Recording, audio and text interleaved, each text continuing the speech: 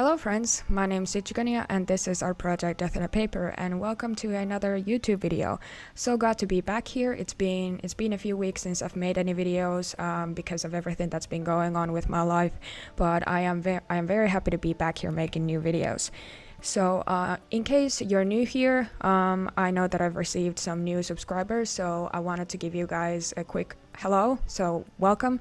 I'm so glad to have you here. So like I said, I'm Ichigania and I'm the creator of our project Death on a Paper, which is a multimedia artistic collection of illustrations, videos, and articles that all deal with my personal life story of being severely traumatized by prolonged bullying in my childhood, which led to the development of borderline personality disorder and many other health conditions that I struggle with now as an adult. And this YouTube video is an extension of that project, where I make speed paint videos and other types of videos that all deal with the topics of the project. So I would be very happy to have you guys here.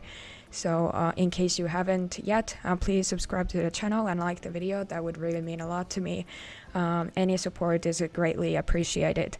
I'm trying to make YouTube more of a regular occurrence right now because of everything that's been going on with my main platform, Instagram. So I would really highly appreciate if you would support my channel. That would mean a lot to me.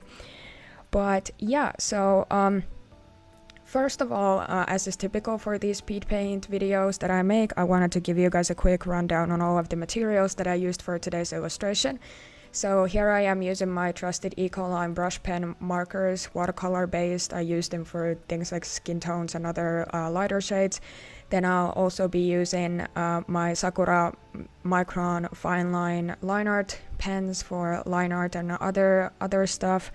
And then I'll be using my my Sakura Jelly Roll white highlight pens for things like highlights and stuff like that. And the character present in today's illustration is called the victim. They were present in my previous video that I also made on this channel. They are supposed to be a satirical depiction of the stereotypical bullied kid. Someone that resents their abusers a lot, and someone who has made their trauma their whole personality, and someone who also sometimes turns into an abuser themselves. So yeah, but in today's video we will be talking about the phenomenon of people saying that they are their quote-unquote own bullies when discussing topics like self-esteem issues, self-hatred, self-loathing, and negative self-speech, and why this is a problem, and why this is a problem in the context of victims of bullying, and what that does to the definition of the word bullying itself as a descriptor of abuse, and how we should combat this issue. So yeah, that's what we will be talking about today. And then also, before we get into the actual meat and potatoes of this video, I wanted to let you know that in the outro of this video, there is a small update on my current life situation, what's been happening with me and my fiance, and then also the project itself and how things will proceed from here. So stay tuned for that. Stick until the end if you want to know more about that. But yeah, let's get into the topic of today's video finally.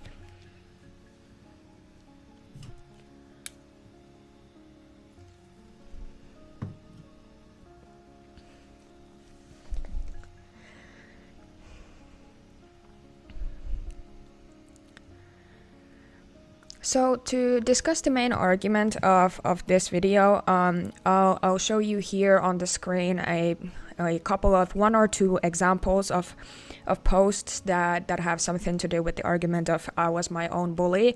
Posts from Instagram or Threads or something like that. Those are the platforms, social media platforms that I use more often when it comes to finding posts and finding comments and stuff like that have something to do with online discourse surrounding bullying. So here are some of those examples, so you can all get the idea of what we are talking about today. So, first of all, I want to preface all of this by saying that I know what this argument actually means. I know the intended message of this wording. I am not that stupid. I know that some people might think that I just choose to interpret these kinds of social media posts in a bit of an unfair manner, or that I'm choosing to remain a moron or something like that. No, I'm not an idiot. I know what these posts are actually about. I know that the intended message of this argument is that the person who made the post is trying to say that I used to hate myself and put myself down constantly. I have poor self-esteem. I have a very negative self-image, and that's what the argument is about. It's not about actually like quote unquote abusing yourself. I know that that's not the main point of this argument. So I wanted to first put that out there in case anyone thinks that I don't know what this actually means. But that's not the point here. The problem is not people talking about their own struggles with low self-esteem or poor self-image or self-loathing and stuff like that. I am myself, as someone with BPD and with severe trauma and also just chronic clinical depression, I am very much familiar with this phenomenon, with this topic. There is nothing wrong with discussing this part of your mental health journey. I think it's an extremely important topic to bring up, especially because there's a lot of stigma and just a lot of shame associated with this thing that a lot of people who struggle with their mental health have to deal with. So the discussion there is one that should definitely be had. But the point of this video and why I have an issue with this argument itself is about the word bully or bullying here in this context. Also, in order to playing devil's advocate here for a second, I also want to say that this argument, the I used to be my own bully argument, is it's most definitely based on an old and stereotypical understanding of bullying itself as a type of abuse. And the argument itself is not intended to be harmful. Now, I also do want to say that intent does not justify your actions a lot of the times. An argument that I do personally most definitely agree with is impact over intent. And that rings true for this argument as well. The very clear and negative impact of this kind of rhetoric surrounding the term bullying is definitely harmful, even though it's not intended to be such. There are a lot of arguments and online discourse on the internet where we could definitely say that the usage of the word bullying is intended to be harmful. One that always comes to my mind when thinking about this issue is the phrase "bring back bullying." We have talked about this. We have talked about this at least on my Instagram account at some point. But yeah, so this phenomenon is most definitely not the worst out of all of them. This is more just not just my personal pet peeve or something. There's definitely issues with this argument that do translate to the way that we choose to interpret and conceptualize bullying as a type of abuse. That's why I wanted to talk about this and why I made this illustration. But also, I would be lying if I said that this is not something that just annoys the hell out of me personally. And I feel like that's also a valid reason for talking about something on the internet. Especially because there's just a lot of there's a lot of rage baity stuff going on online, like we all know, and I think being annoyed with something is sometimes an extremely valid reason to have a discussion over that thing that annoys you, but that's not the whole picture, obviously. I do want to always bring out the sort of the analytical or even academic side of things, because I used to be that kind of a person before just all things went to shit for me. Because of this very specific topic, my trauma has taken a lot out of me, and my life is not the way that it was supposed to be in many ways. I lost a very dear dream of mine because of all of this. So yeah, like I had a completely different understanding of what my life as an adult was going to be like, but then all of this sort of cascaded into this huge mess, and now just I don't really have anything else but art. But yeah, that's completely besides the point. Sorry about the random tangent. But the point is, the actual point here is that this argument, the I used to be my own bully, is most definitely based on a very old and stereotypical understanding of bullying as a type of abuse. It panders to the understanding of bullying as this this mean kid in your class who calls you ugly, who calls you names, and then that's it. The kid who thinks that you're a bit lame, and like there's like one specific part of you that they really don't like, or they think that your nose is too big, they think that your sense of fashion is lame or cringe, and then that's why they choose to verbally harass you for it. Like that's the old and stereotypical understanding of bullying as a type of abuse. Sure, it does have some truth to it, like a lot of stereotypes do. Stereotypes are based on like reality. But that's not the whole picture. That's not the whole thing. Bullying is a very, very nuanced and complicated type of abuse that does not only include things like name calling or shit like that. That's what we most usually like think of when we think about bullying, especially those who don't really have that much personal experience with it, or those who are not autistic and have a fucking special interest in their own trauma, like me. But yeah, that's sort of besides the point.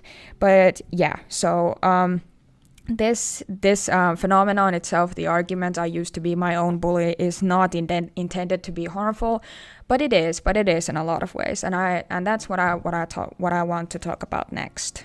The problem with all of this could be condensed into one single sentence, and that is language matters.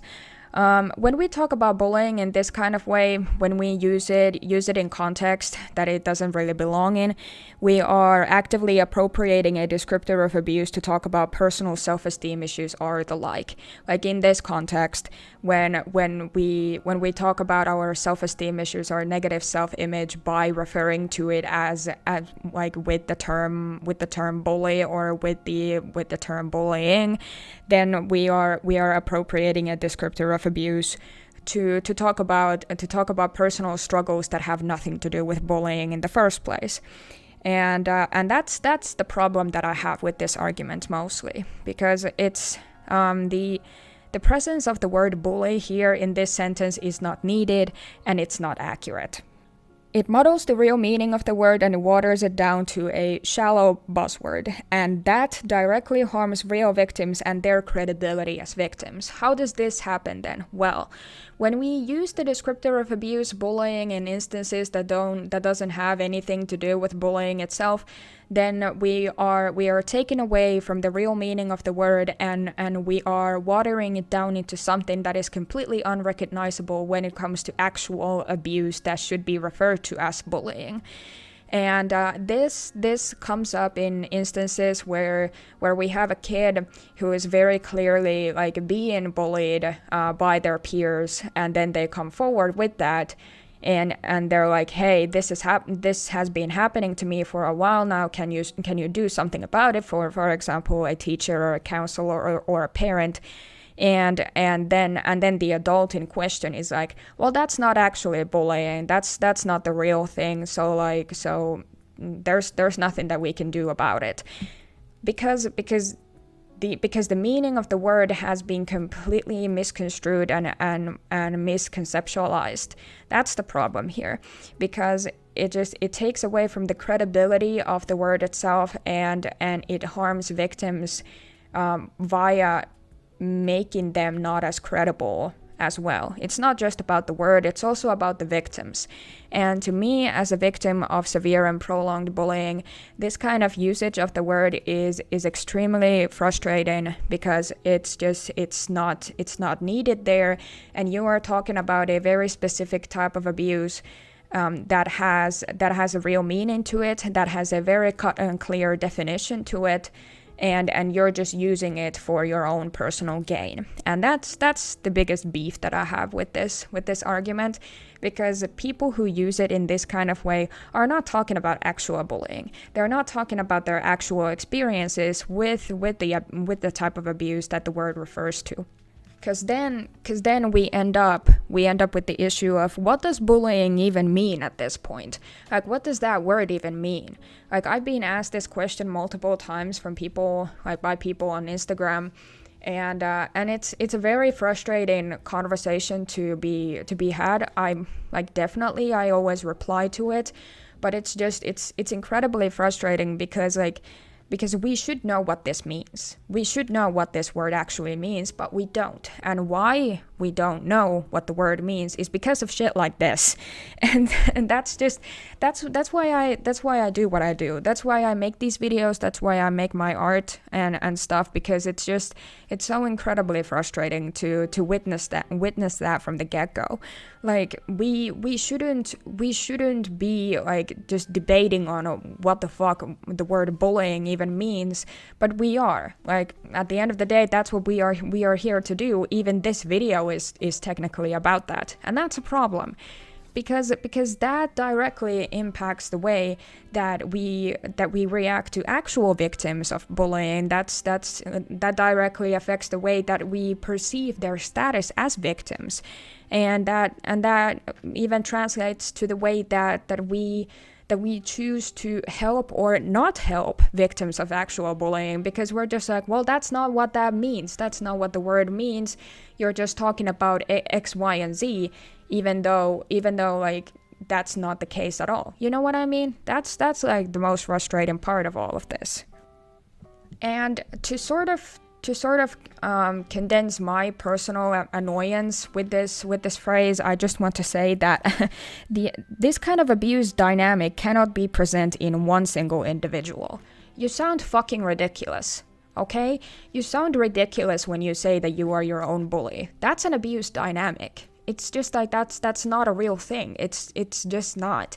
And like, sure, you can say whatever the fuck you want. I'm not the language police. Even though I used to study linguistics, lol, like, I'm not here to do any of that. but I'm just saying, as a victim of severe and prolonged bullying who had their entire life destroyed by that, I find it extremely frustrating, and I want to give you guys more of a reason to think about this. You know, that why we perhaps shouldn't be saying these things, why it's not relevant, and why it's actually harmful to the real victims of bullying, because like, you cannot be your own abuser, okay? Like, that's just not possible. Like, you can hate yourself all you want, bitch, me too, the fuck, like, but that's not you abusing yourself. Like, it's not a thing. And maybe this, all of this, that what I'm trying to say here is just a brilliant example of me being an autistic individual, because I interpret things very literally. But I would also like to say that in terms of semantics, like, this is not the real deal. And like, when we're talking about important words such as descriptors of abuse that are meant to be there for the protection of victims, then I think that semantics actually do matter, kinda. I know that that's a very, very typical like way of just like disregarding an argument by saying, like, we say that's just semantics, or just talking about semantics. Bruh, what if semantics actually matter here? And they do. Like, there's no question about that. So What is the solution to all of this? Well, I think it's rather simple. The solution is that we need to stop talking about bullying when we're not actually talking about bullying. I know that just that sentence is kind of paradoxical, but that's the point of this. That's the point of all of this. Maybe don't use a descriptor of abuse when we're not talking about actual abuse. That's just a thought. But just to be like serious here for a second, I think that this is an extremely important thing to discuss, especially when we're talking about bullying. That is such a misconstrued and misunderstood type of abuse in the first place. Like, bullying is one of those things that we just don't really even know what it actually means anymore, like I said previously. So that's why this stuff matters to me so much, and I think that's the reason it should matter to you as well. If there's any takeaway to be had from this very short YouTube video, I would like to make you more aware of the way that you use this word, and in what context you choose to use it in, because that does translate to the way that we perceive bullying as a type of abuse in general, and how we react to abuse victims talking about their stories. So yeah, I think that's the very simple solution to all of this. You can talk about your own self-esteem issues and struggles with self-loathing and poor self-image. I think that's like I said, that's also an extremely important topic to discuss in regards to mental health. But we can talk about those things without appropriating a descriptor of abuse. Like, that's possible, and I think we should do that. But yeah, I don't know. That's just me.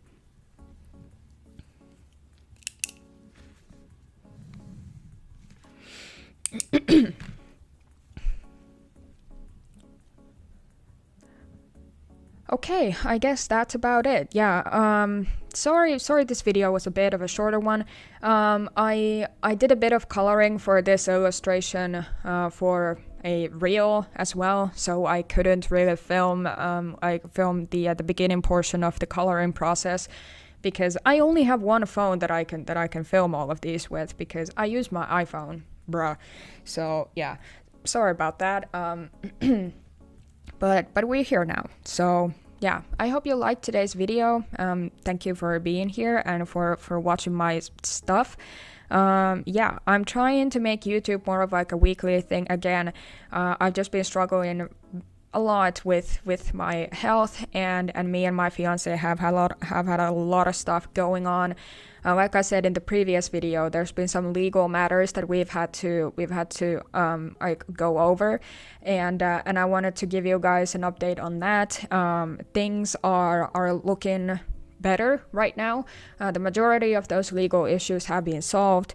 We're still in the process of like doing something else that has something to do with legality stuff.